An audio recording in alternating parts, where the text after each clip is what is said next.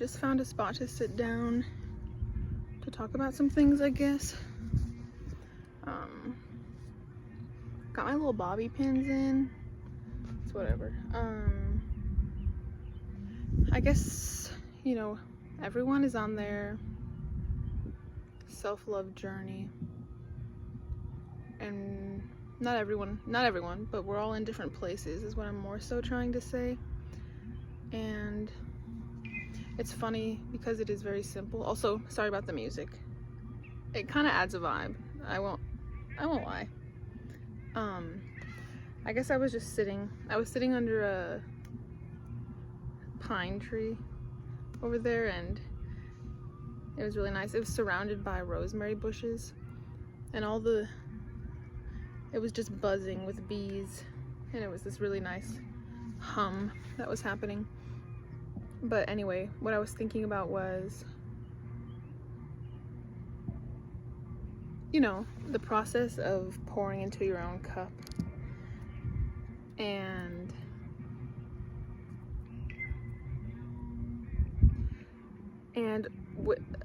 parallel to that, the act of searching outside of yourself. I don't know if I can film this right here. It's so loud. Maybe I'll move. Let's see.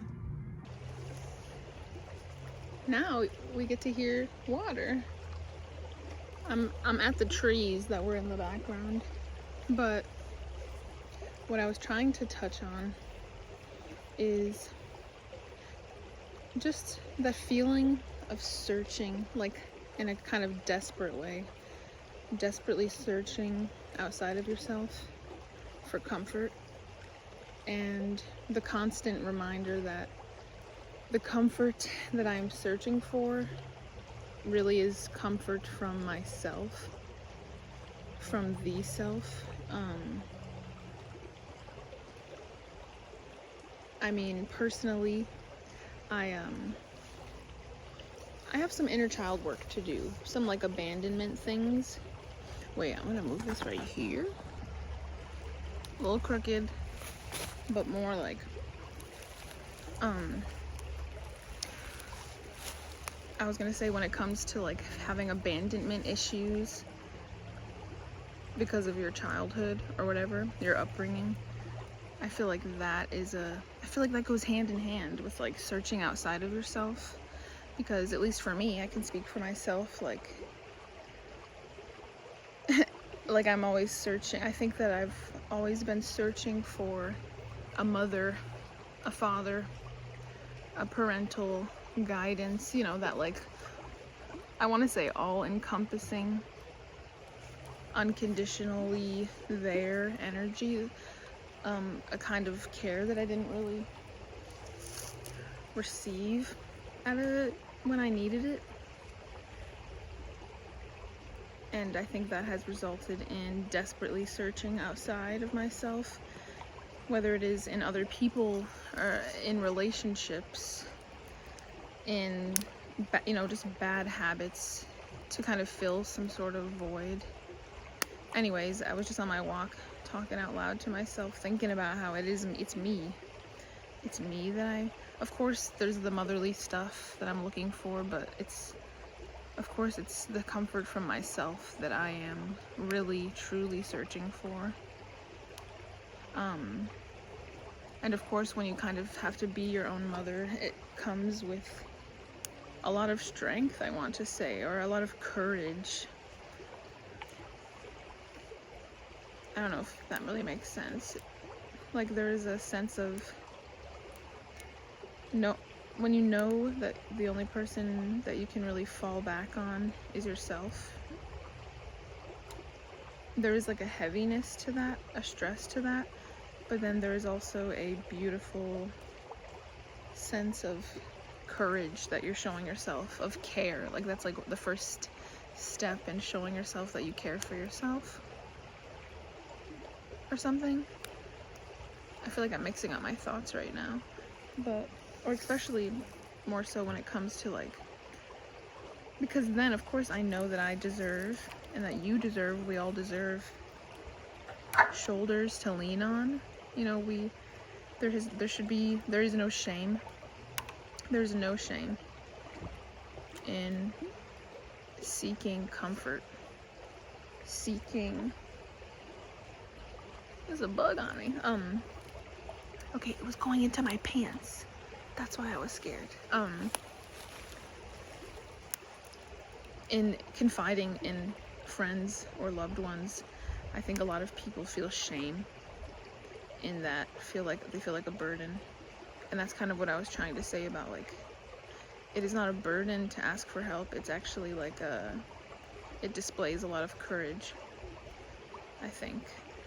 Because especially if you have that inner voice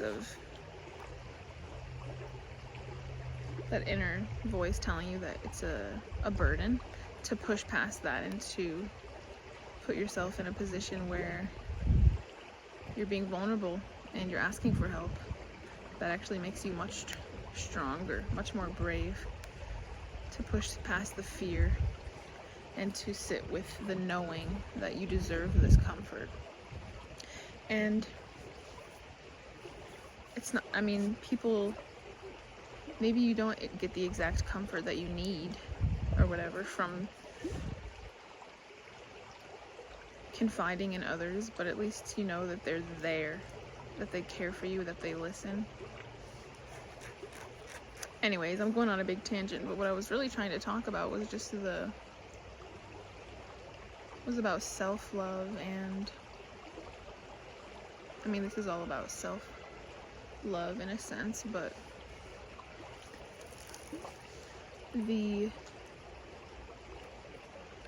in specific, I've been thinking about dealing with people that have a more avoidant attachment style, when I may have a more anxious attachment style, and just figuring out how to correct that, how to like steer myself in a different direction.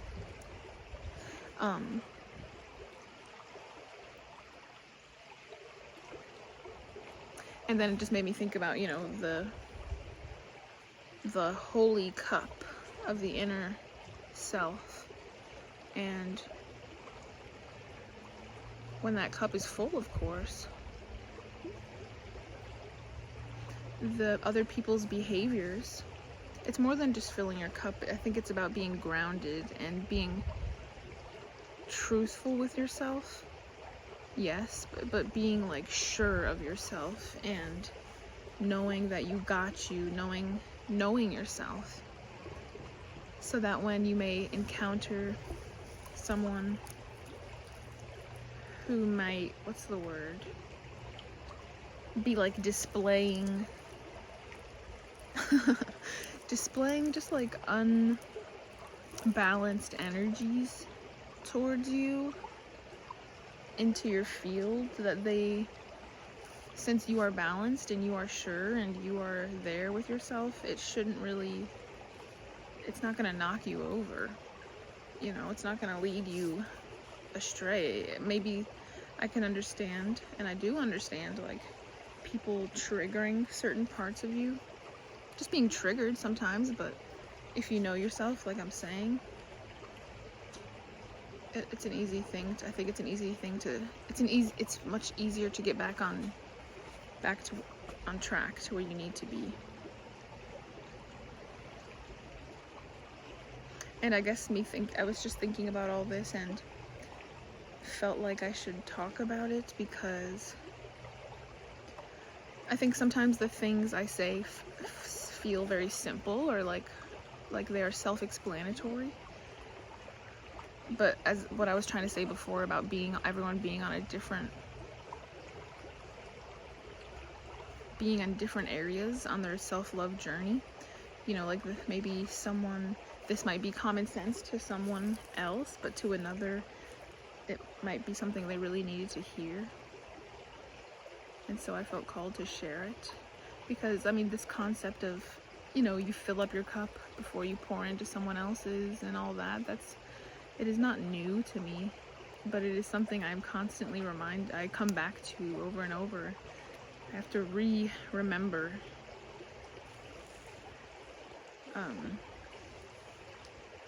Yeah. One other thing I wanted to touch on that I was thinking about was kind of what I already mentioned a little bit, was about seeking mother, like searching, like if having maybe a lack of motherly love in your life and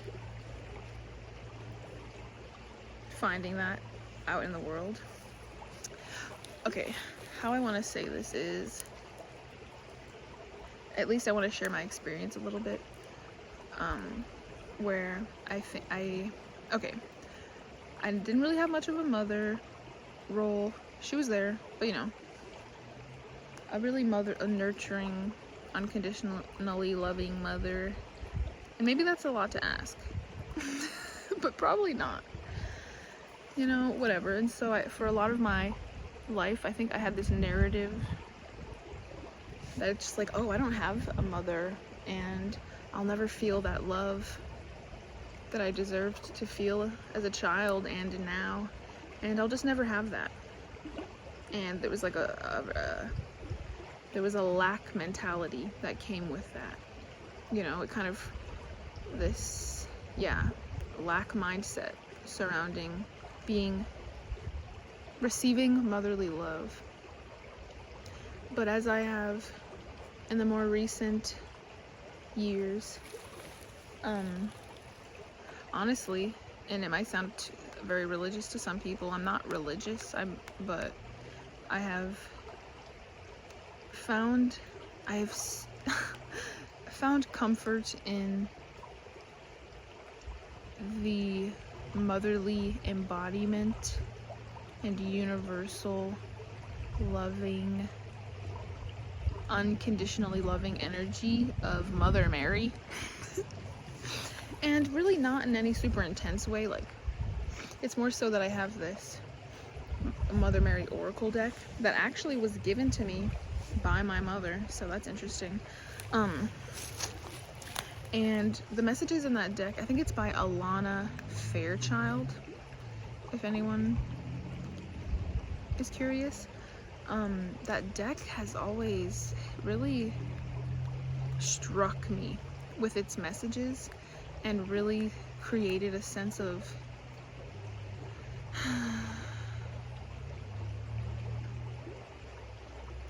trust in the motherly love that is out there for me.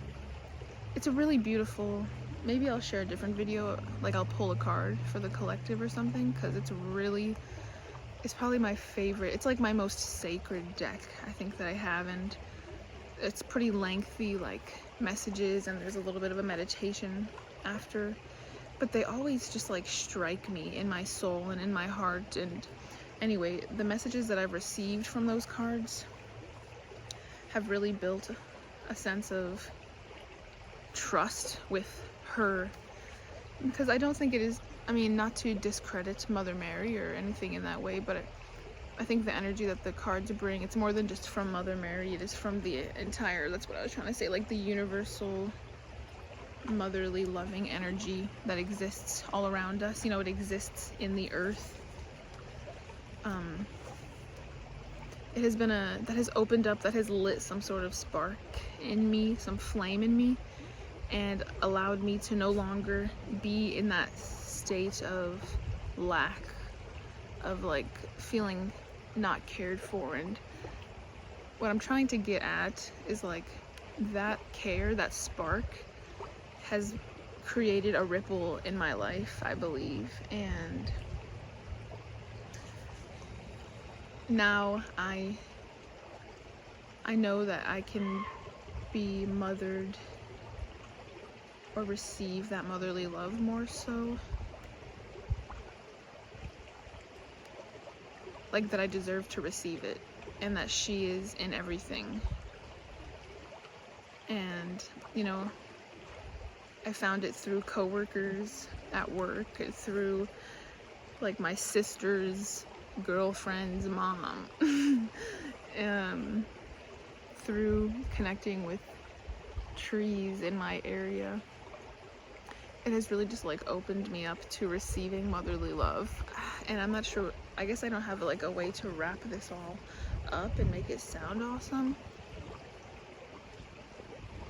but hold on, there's people coming.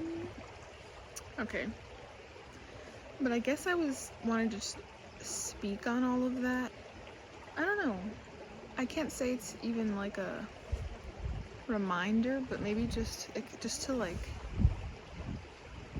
push out some sort of inspiration, or maybe to allow you and others to like address places where you are creating lack when you don't need to be, or where I think maybe it was needed or it was necessary at one point, but more so where you I don't know what I'm trying to say, where you shouldn't be, or where more so where you deserve more love in that area.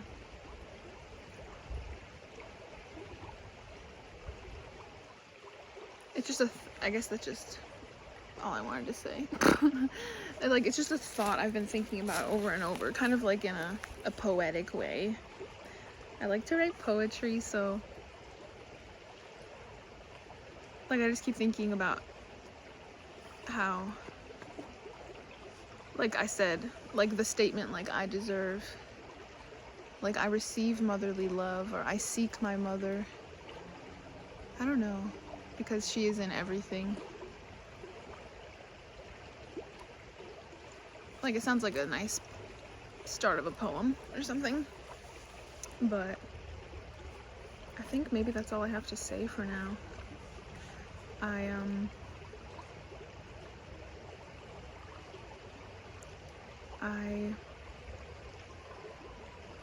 I appreciate you for listening and sitting with me, and I hope the river was nice, because it was actually really nice for me. And I appreciate you for being here. I love you. Thank you for listening. And I'll see you next time.